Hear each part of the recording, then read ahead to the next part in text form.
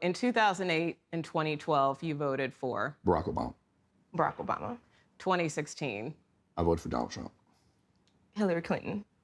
2020, Donald Trump. Biden. and who will you vote for in 2024? Donald Trump. Donald Trump. You may vote for the former president. I may. Why do you say that?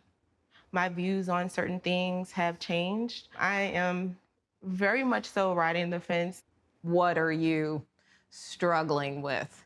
Being in a pattern of doing the same thing that I've been doing, because it's kind of like second nature. Like when you go in a poll, you hit Democrat. Something has to happen. I mean, it's just so expensive to survive. And we're planning on having kids. I don't want to live in a stressful environment trying to rub two pennies together to try to make it either. What's going on, everyone? Sauce here today, and I want to give an analysis and an inconvenient truth about why the Democrats actually need women to be single and unmarried. Everyone else votes Republican except unmarried single women, which is at 68% of the vote.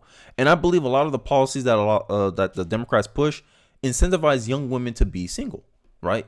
And one of the things that makes women single is happiness, right? There's stats showing that miserable people are less likely to be married than happy people, right? There's significant studies to suggest that if you marry an unhappy person, you're more likely to divorce, because at the end of the day, what they say, misery loves company. But the funny part is miserable people won't marry another miserable person.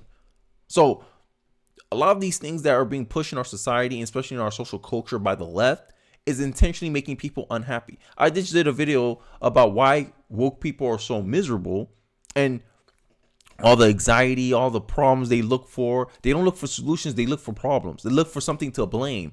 And that's not a good mindset or healthy headspace to be in, right? And I did countless studies, countless correlations. Children of conservative parents are lower risk of mental illness. Just 55% of liberals, adolescents with liberal guardians report good or excellent mental health compared to 77% of those from a right-wing household. And it's due to many factors, due to temperament, due to parenting style, right? Liberals are more likely to do gentle parenting. Liberal teenagers report significantly worse depression. And as you know, Gen Z women are disproportionately heading liberal. They identify more as liberal, while Gen Z men are more likely to identify as conservative, but majority of Gen Z men are moderates.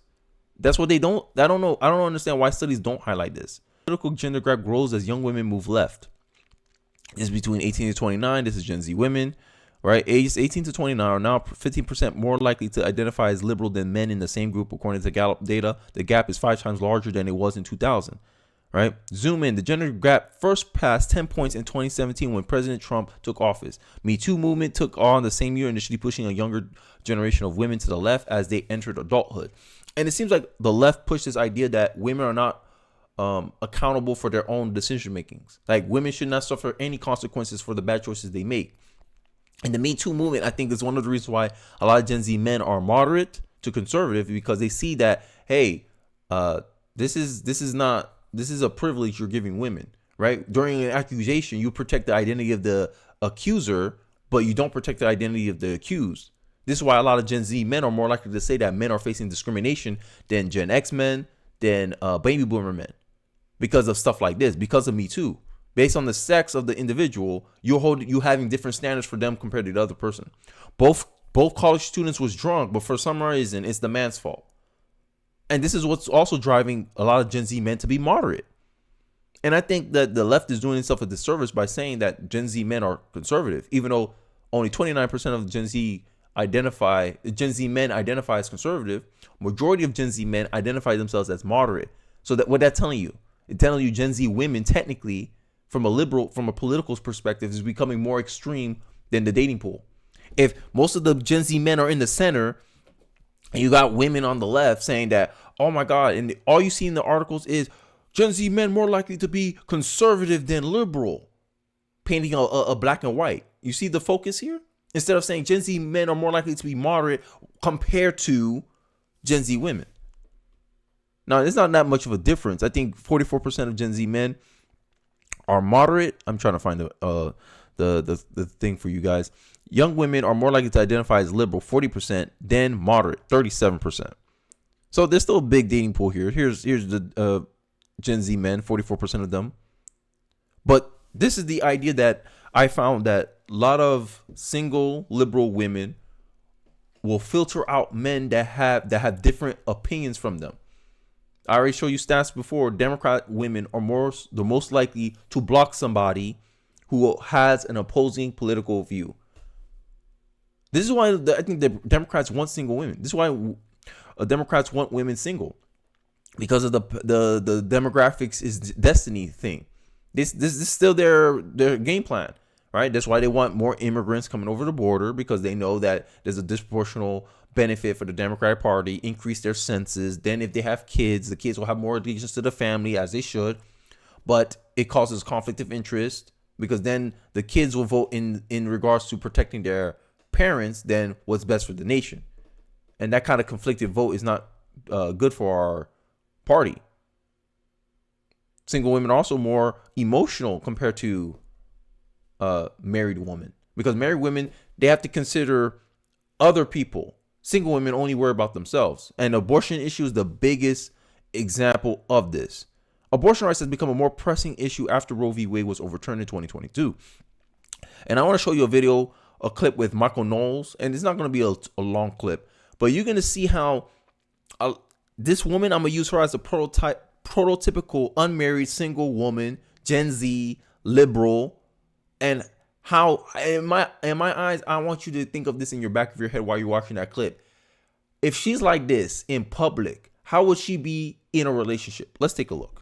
So your organs are for you and you alone. You get to decide what to do with them. But a woman doesn't get that choice about her womb, about her ovaries. Well, the baby about is her not uterus. an organ of No, hers. A so baby is an you get to individual make human choices being. about your internal organs, but a living, breathing woman does not. Well, okay, I understand. No, Thank I don't think you do understand, because I don't think you understand very well at all, unfortunately, because you're suggesting that the baby is an organ of the woman, which is preposterous, obviously. You know, the baby is differentiated from organs by its DNA, by how it will develop, by, I don't think she's listening to the rest of my answer. Matt! So she didn't know who she was talking to. One, she didn't listen to anything Michael Knowles was saying, which is two. Three, she said what she said, and then she just left. And then after that, she just said she got him by the wrong name. Can you be in a relationship with someone like that? But it helps the Democrats, because essentially what the liberal women are saying, right? Women aged 18 to 29 were 13 points more likely to identify as pro-choice than men, according to Harvard poll released last year. Because most men are moderates, right? Fewer young people are willing to be friends or date someone who doesn't share their politics. Gender polarization has far-reaching consequences as politics become a bigger part of American life. Zooming out, fewer young people. I don't believe this. I already showed you the stats. This is being mostly led by Democrats. Women make up or liberal women are skewing the numbers, because a large percentage of them is more concentrated, 40%. And I just told you, Democrat women are more likely to block people of opposing political views. So I think they're skewing the numbers a little bit. I think if they filter the numbers down to just moderates, I don't think you'll see this case. In 2021, 71% of Democratic college students said that they wouldn't go on a date with someone who doesn't vote for who voted for the opposing political candidate. Imagine that. You can meet a great guy, but if you say he voted for Trump, you ain't dating him. So who's driving the partisanship? Democrat women or everyone else? Who's driving the partisanship? It's coming from the left as usual. They project onto you what they're doing. Oh, conservatives are so intolerant. Who seemed like the more tolerant person? Michael Knowles trying to give his perspective on why he thinks a woman shouldn't be allowed to just kill her offspring, kill her child, because that's the truth. Because conservatives believe in things called duty and responsibility. You decided to have unprotected sex. It produced a child. Now you have a responsibility to that child. But you feel like you have a right to kill it with no consequence? That don't sound right to me. And it's all, and the funny part about it is the ideological gender gap has simultaneously developed in a stunning number of countries around the world. The trend in most countries mirrors the U.S. One of women shifting left while men stand still as if that's bad, right? But they really drumming up the abortion thing, right? For women, and I honestly believe that it's due to here national abortion restrictions have put a strain on relationship and people's desire for marriage. Conservatives will take this as a good thing. Hey, this decay of our culture is what's causing the political divide. Look at this. This is how they measured it. After all that data I just showed you, the ideological gap between young men and women is becoming a chasm. But whose fault is it? That's what I'm talking about.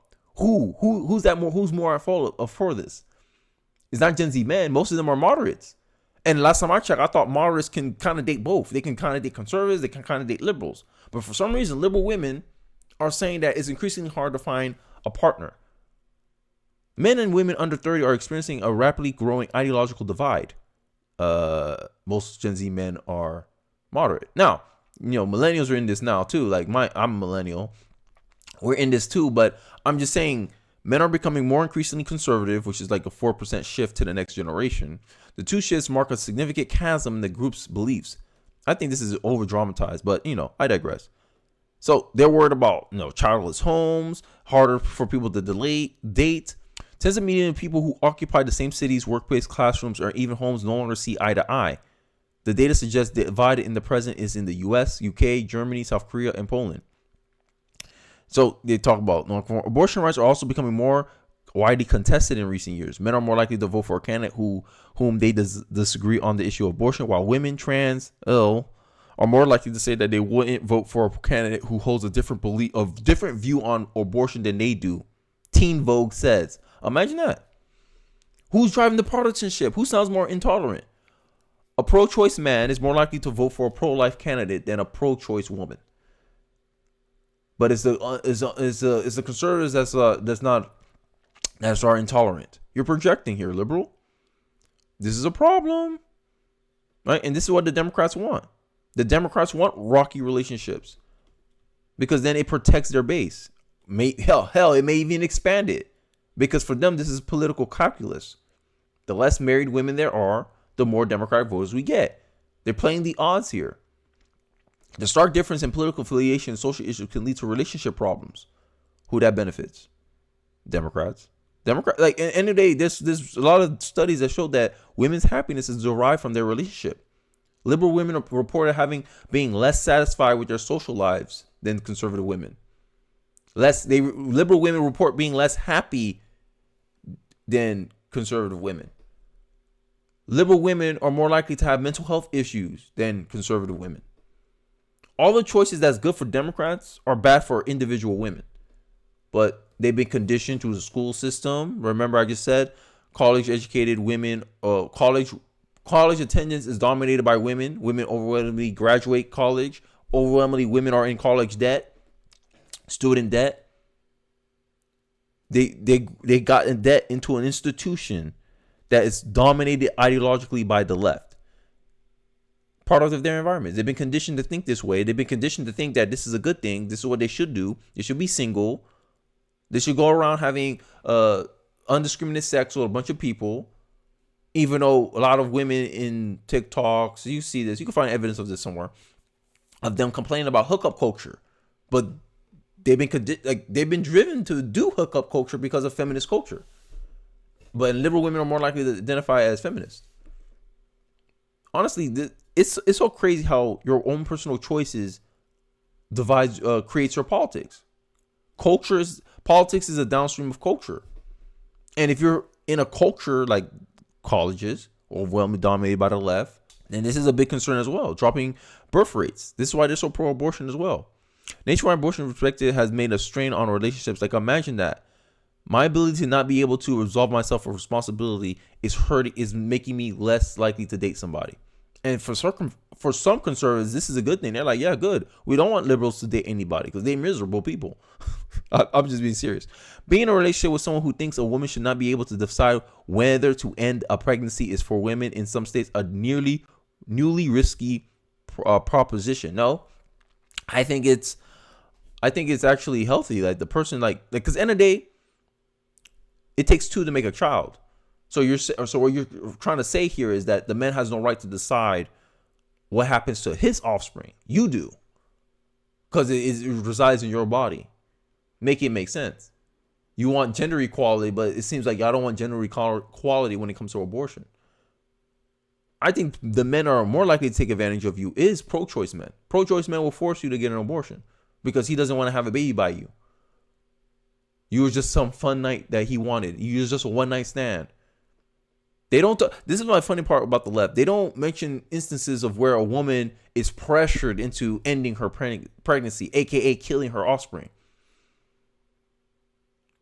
But this is the political divide that they want, because this helped the Democratic Party. If women are conditioned to think that they should be able to decide, they're entitled to decide, right? And if a man don't see it her way, he's bad. But you saw what Matt. Sorry, I'm joking here. When Michael Knowles was trying to articulate himself and say, "Hey, that's a separate individual. You don't have a right to decide the fate of another individual." The liberal woman didn't want to hear it. Imagine being in a relationship with a woman like that. You trying to talk sense, saying you're trying to give your perspective, and she's pretending to be tolerant. She's pretending to be open-minded, but they're not. They already made their mind made up because it's already been conditioned with years and years of schooling from middle school to college. And all she was getting is reaffirmation. Social conservatives also have their sights set on no-fault divorce.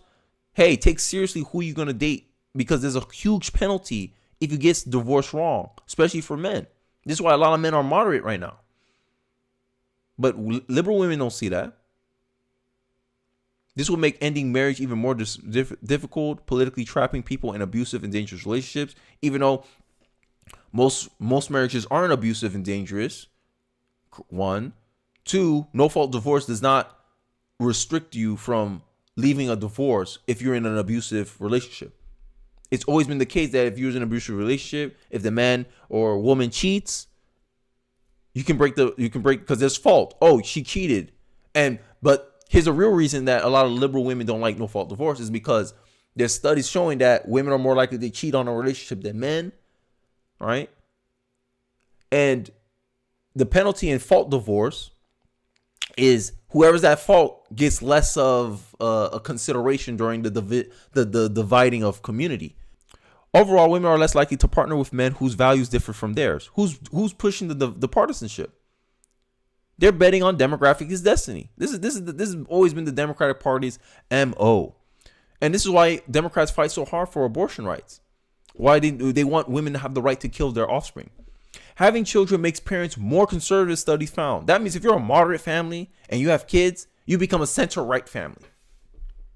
This is why the Democrats are pushing so hard for abortion, the same way they push so hard for illegal immigration. It benefits them. Do I need to go back to the chart again? Single women are more likely to be less content with their dating lives, less satisfied with their lives, more likely to have mental health issues, more likely to go to therapy. It seems like miserable people vote for the Democratic Party because that's what the Democratic Party pushes. They push fear. They push anxiety. If the Republicans get in, they'll put you back in chains. These are the kind of rhetoric that Democrats speak on. Now, you can make some reference to Trump, but in a way, Trump is just highlighting a problem. He's not demonizing a whole group of people as devils like the Democrats do. All you have to do is look at the 2021 State of the Union address by Joe Biden. He called us, I forgot what he called us. He called us mega extremists. Every Republican. Dividing half the country. Democrats talk about how Trump is divisive. No, they are divisive. Democrats are divisive. They push policies that further incentivize people to become part of their voting bloc. Liberals seem there's this big correlation with mental illness and liberalism. Now, I'm not saying liberalism is a mental disorder, but I am saying that the more left you become, the less mentally healthy you are, because the left pushes grievances. The left pushes resentment. The left force you to focus on things of how things are not going your way instead of how things are going your way. They make you focus on the negative, and if you focus on the negative, you become negative, aka depressed, aka anxious. Climate anxiety. Who's more likely to be climate anxious? A liberal or conservative? A lot of the things they tell you to focus on and to blame hurts you in the long run. But I hope I wasn't going all over the place. I feel like I was going everywhere today, but I feel like I had to make this point in this video because I'm starting to see a trend here. I'm starting to see that, you know, when women marry, it seems like their anxiety is counterbalanced because the studies show that women are more prone to depression than men. That means women have a weaker, I guess, mental constitution, mental fortitude when it comes to setbacks, obstacles. And I think Democrats are taking advantage of that. Single men, look, married men, 59% for the Republicans. Married women, 56% to the Republican Party. Unmarried men, 52% towards the Republican Party. Unmarried women, 31% out of 18,000 respondents. This is a big findings in the data. That means they need people to be vulnerable, alone. That's why they probably left COVID. COVID made a lot of people miserable. COVID affected a lot of people's mental health. And guess who was most affected? Women. So then when conservatives are pushing women to be more married, to be in relationships, is that a good thing in general or a bad thing in general? But look at the Democrat Party. They're pushing everything for you not to. And it seems like everything they push benefits them in the long run. Having less kids make having less kids make couples less conservative. You can read the tagline like that too. Demographics really is destiny for the Democratic Party. But then if a Republican or conservatives talk about it, it's conspiracy. But let me know your thoughts about it. This is the Inconvenient Truth. This is the Inconvenient Truth. This is why Democrats need women to be unmarried, single, and mostly miserable. But let me know your thoughts in the comment section below. You agree with me, disagree with me? I'd like to hear what you guys have to say in the comment section below. Don't forget to like, comment, subscribe. I really do appreciate you guys watching this episode of Inconvenient Truths. And I'll catch you guys on the next one. Peace.